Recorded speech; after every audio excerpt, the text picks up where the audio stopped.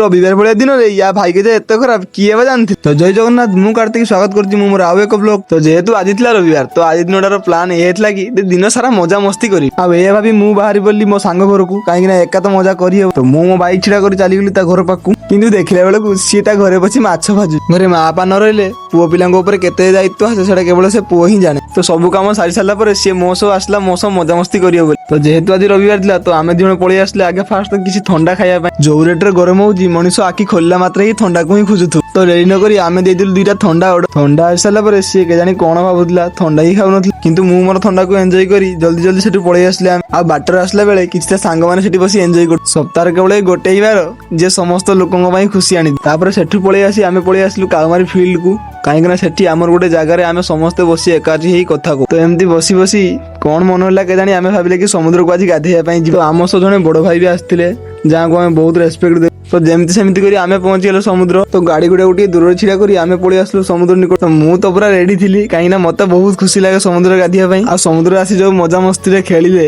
ତାର ଖୁସି କହିଲେ ନା। ଆଉ ଏପଟରେ ସମୟ ବି ହେଇଯାଇଥିଲା ଦିନ 2ଟା। ତ ବେଶୀ ଡେରି ନ କରି ଆମେ ପଳେଇ ଆସିଲୁ ଆମ ଘରକୁ। ତ ଆଜିର ଦିନଟା ତ ବହୁତ ଭଲସେ କଟିଲା। ଦେଖା ହବ ଏକ ନେକ୍ସଟ ବ୍ଲଗରେ, ସେବେ ଯାଏ ବାଏ।